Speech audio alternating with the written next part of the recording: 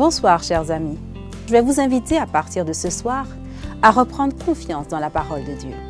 Je vais être direct. Comment allez-vous spirituellement ce soir? Sur une échelle de 0 à 10, que pensez-vous de votre relation avec Dieu? Toujours sur une échelle de 0 à 10, quel est votre taux de confiance en la parole de Dieu? Mais pourquoi se poser de telles questions, n'est-ce pas? Ne sommes-nous pas tous chrétiens? C'est simple.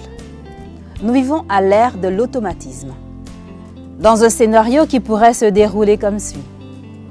Nous nous levons le matin, nous faisons une petite prière de 2 minutes parce qu'il faut aller au travail. Nous avons tant à faire que le temps nous manque. Nous revenons éreintés, fatigués. Une journée remplie de réunions de toutes sortes, de multiples échanges négatifs et positifs. Bref, nous revenons de ce tourbillon fatigué mentalement, épuisé et affamé. Nous croyons en Dieu, bien sûr. Mais combien de temps réellement prenons-nous à converser avec lui?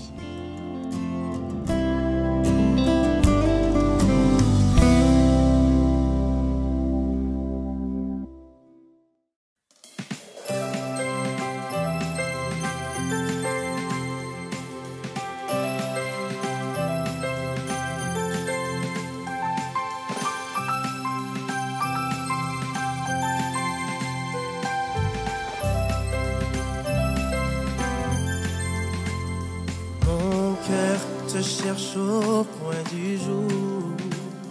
Oh Jésus, mon ami suprême, toi qui m'as tant aimé, je t'aime et je vis de ton amour. Pour moi, sur la terre étranger, ton amour vaut mieux que la vie.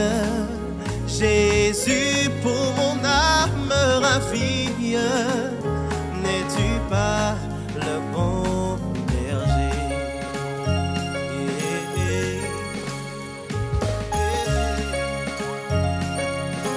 Devant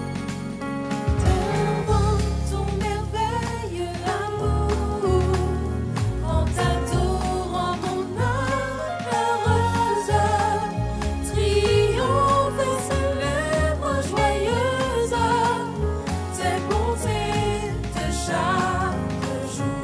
Mon âme est attachée à toi, et tu fais ta demeure en moi. Je sens ton cœur battre en mon cœur, et ta présence est mon bonheur. mon âme est attachée à toi, et tu fais ta demeure en moi. je sens ton cœur battre en mon cœur, et ta présence est mon bonheur. Alors toujours, je chanterai je chanterai ton grand amour. Toujours, je chanterai ton grand amour. alors toujours hey. Je chanterai ton grand amour. Toujours, je chanterai ton grand amour. Yes, je chanterai ton grand amour. l'hiver, L'été, la nuit, le jour. car cet amour Car cet amour est éternel, si grand, si grand et pourtant si réel. si grand, Si grand et pourtant si réel. alors toujours, je chanterai je chanterai ton grand amour. Toujours, toujours, toujours,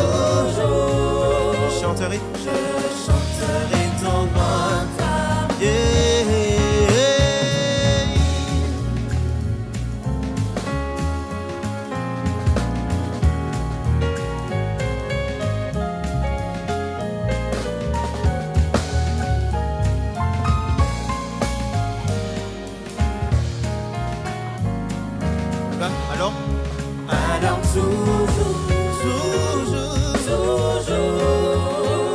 je chanterai ton grand amour. Toujours, je chanterai ton grand amour.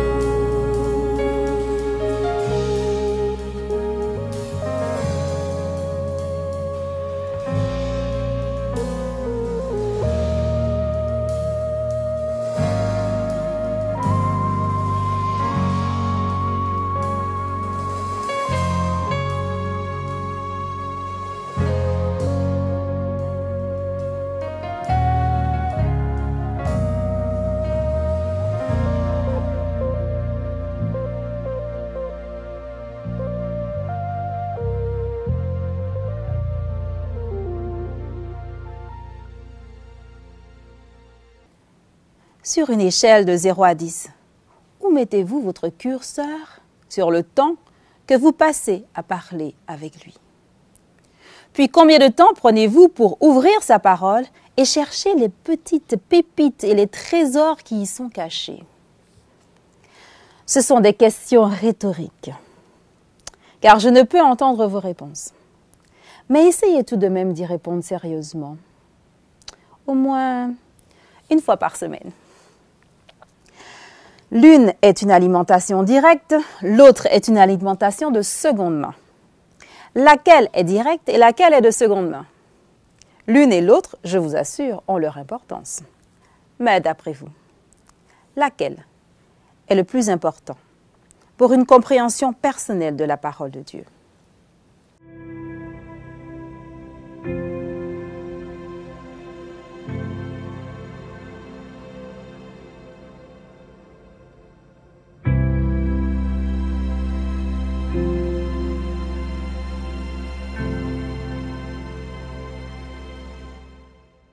Que faut-il de plus pour t'aimer?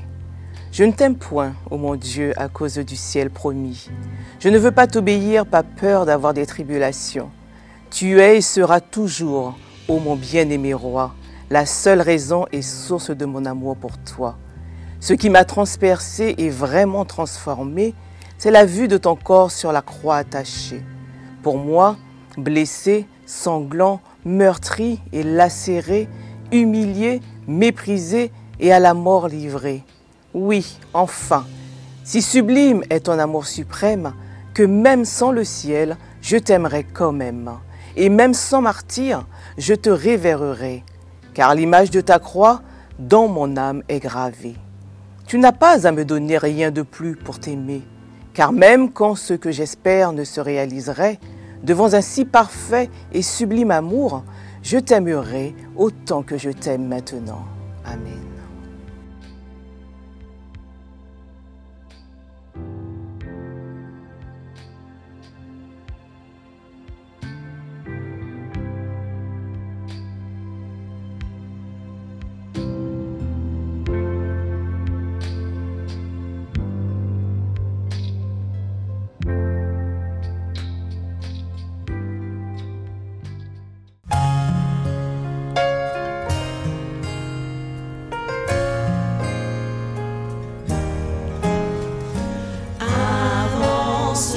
Sans peur sur le chemin, Dieu prendra soin de toi. Sous ses ailes d'amour demeure, Dieu prendra soin de toi.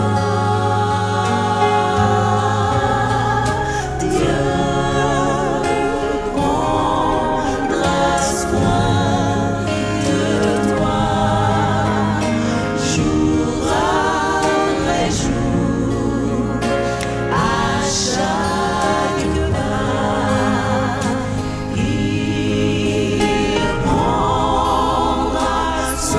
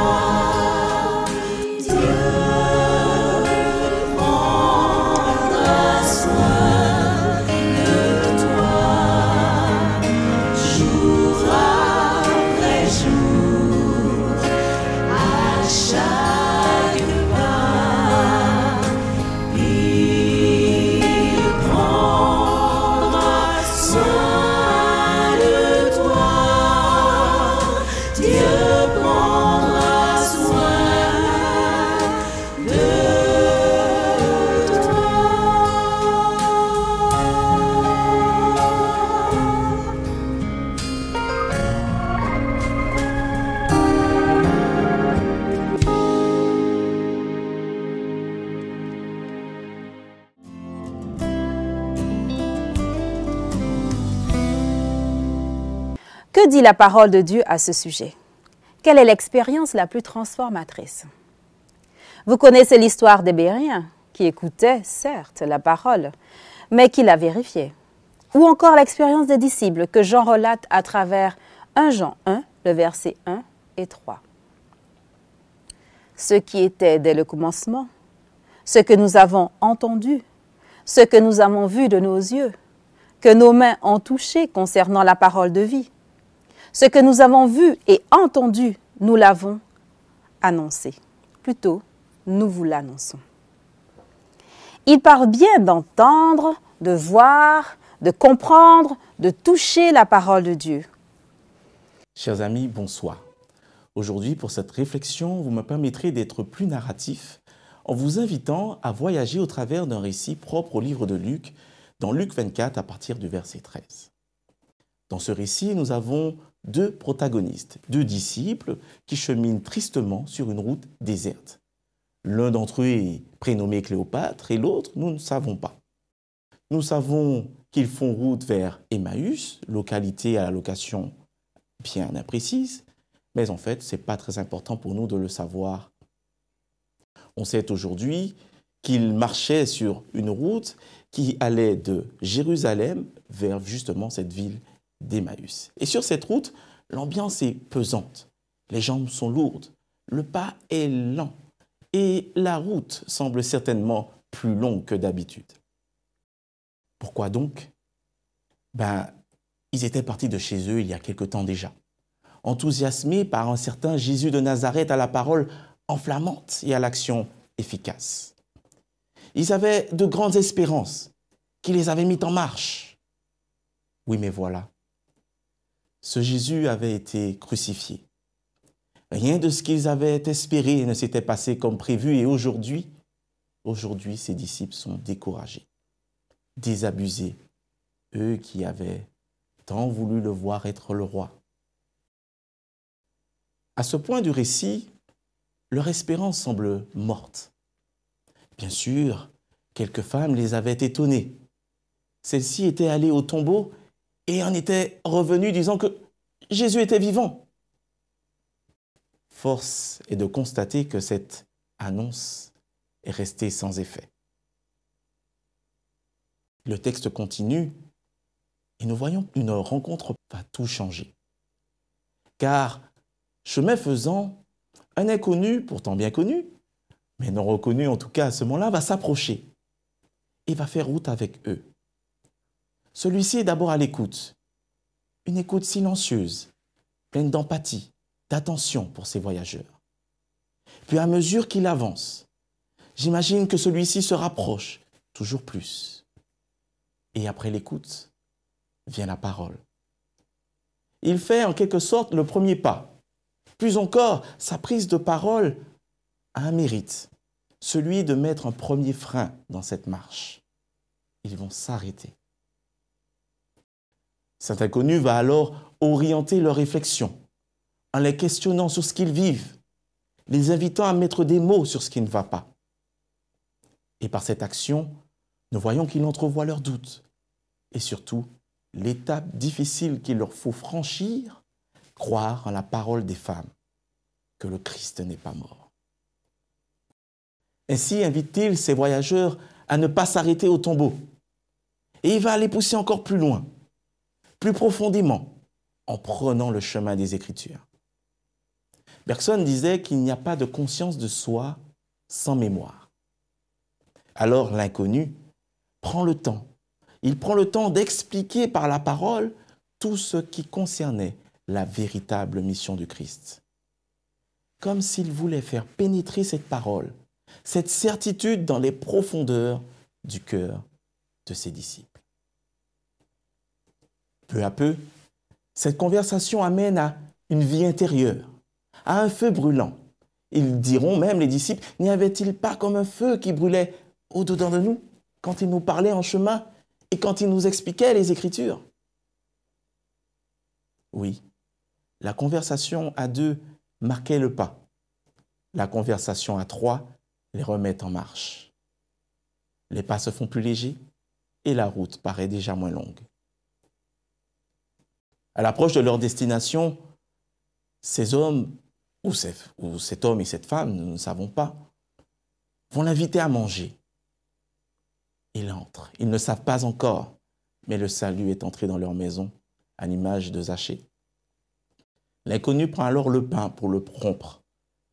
Ici, c'est l'image de celui qui partage, de celui qui se donne. À ce moment, les yeux s'ouvrent, les cœurs s'ouvrent. C'est Jésus. Mais celui-ci disparaît aussitôt. Et dans un même mouvement, nous dit le texte, les disciples se lèvent.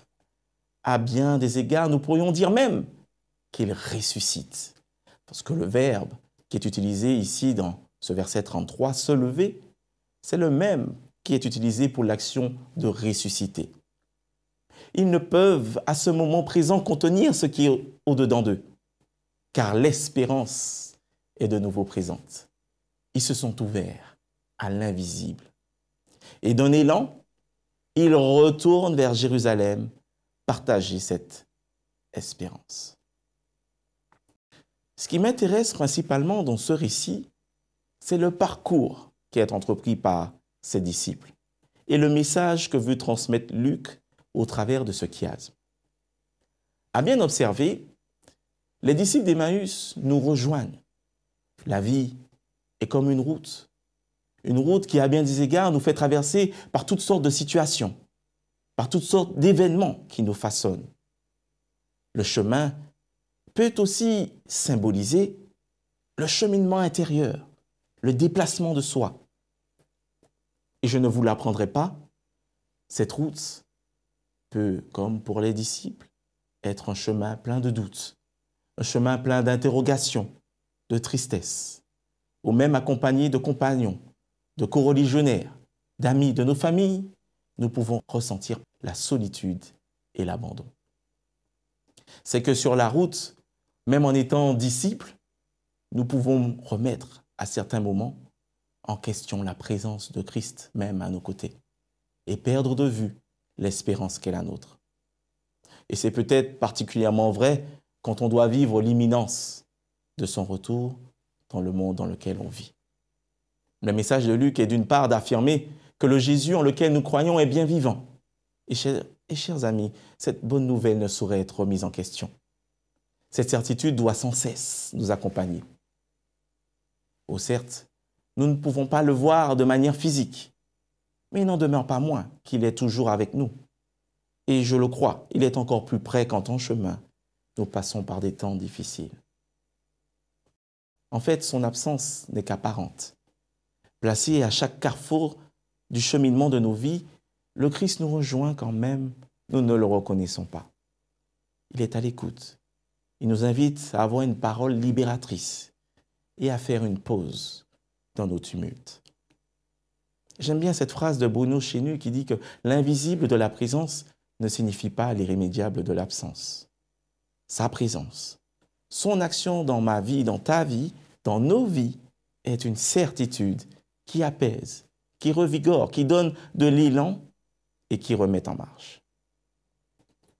D'autre part, le texte nous place dans une urgence, celle du partage, d'une espérance réjouissante qui est reçue et que l'on pourrait garder pour soi-même. Le texte nous dit qu'à ce moment même, ils prennent la route à contresens vers Jérusalem. C'est important parce que Luc affectionne ce mouvement de retournement qui exprime la conversion, le renouveau de celui qui a retrouvé un second souffle, de celui qui vit l'espérance et qui n'a qu'une envie, la partager. Chers amis, ma prière pour vous, c'est que sur la route de votre vie, qu'importe ce que vous vivez, que vous soyez à l'écoute de ce Jésus qui est bien là, que vous laissiez ce feu de sa présence revivre en vous, afin que l'espérance aussi puisse vivre en vous et que vous ayez qu'une envie, la partager, que vous repreniez route vers Jérusalem, pas la terrestre, la Jérusalem céleste.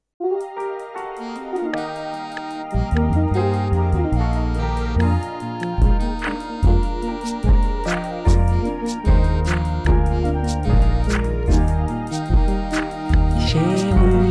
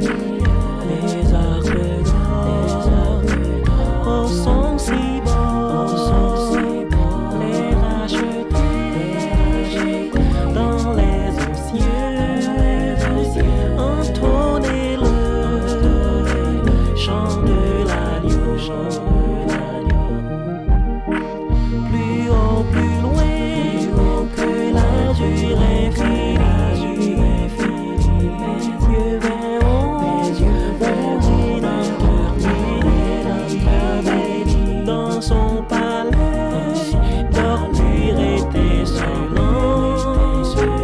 Autour des gloires, au gloire triomphant, être avec Christ, au Saint-Espoir, le contempler dans sa splendeur, à ses côtés, oser m'asseoir, pour moi pécheur, rien de meilleur. Plus haut, plus loin, que l'azur infini, mes yeux verront mon Rédempteur béni. Dans son palais, dormir était silence. Autour des gloires, au gloire triomphant, là je verrai tous mes trésors qui s'y bâgeaient, trop perdus, tous revêtus d'un nouveau corps. Nous louons le Seigneur Jésus, plus haut, plus loin, que l'azur infini, mes yeux verront mon Rédempteur béni. Dans son palais, dormir était silence. Autour des gloires, au gloire triomphant.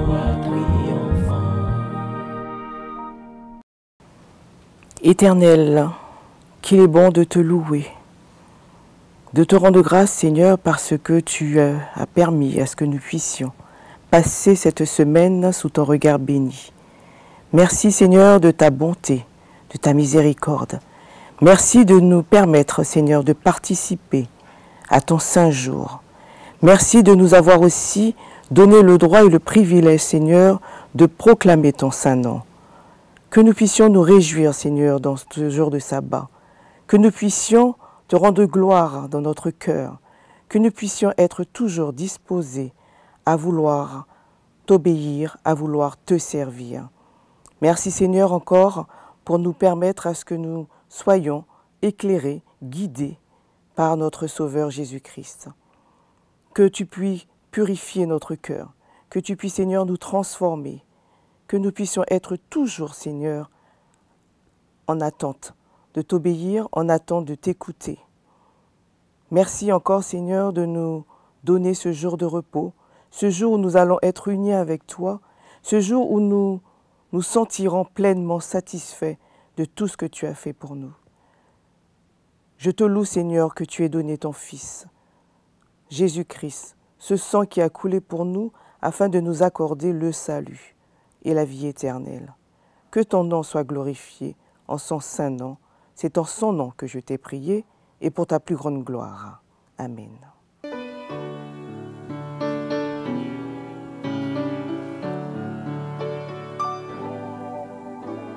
Si le chemin va sans peur, car Jésus est devant toi. Si il a donné sa vie sur la croix, oh suis-le par la foi. Et maintenant, de ton Sauveur, lui seul, l'éternel bonheur, il a donné sa vie sur la croix. Oh, suis-le, suis-le.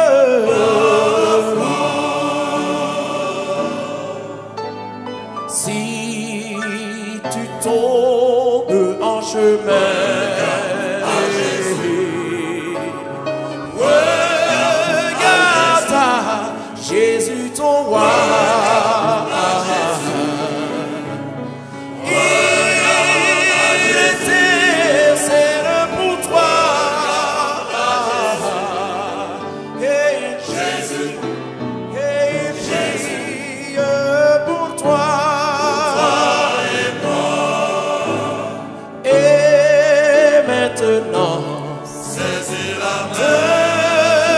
Sauveur, car lui seul, l'éternel bonheur,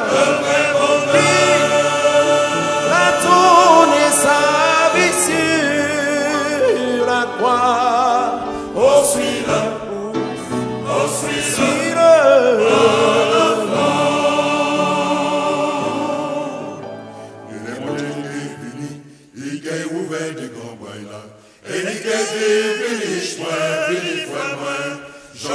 C'est un grand jour, tu es moins content. Oh yes, alléluia. Et le monde qui est venu, il est ouvert de grands bois là. Et il est venu, Vini frère moi, j'en dis assez un grand jour, tu es moins content. Ajoute à la, oui, ça qui est bien. oh, ouais, tout le monde, Louez mon Dieu, mon crier. gloire à Jésus, Oui, gloire à Jésus. gloire à Jésus. Oui, joute à la, nous qui crier, dit faut tiens-nous. Merci mon Dieu, oh yes. Pour tout ça, ouvert à nous, Oh non pas ni plus grand, qui Jésus en grand souverain, prie encore roi de l'univers. le roi des rois, Oui, le roi des rois. le roi des rois. Un toi, le Père, le Fils, le Saint-Esprit. Gloire au Père, Gloire au Fils, au Saint-Esprit. oh, oh, oh, oh. Gloire au Père, gloire au Fils, au Saint-Esprit. Oh, oh, oh, oh, Gloire au Père, gloire au Fils, au Saint-Esprit. oh, alléluia.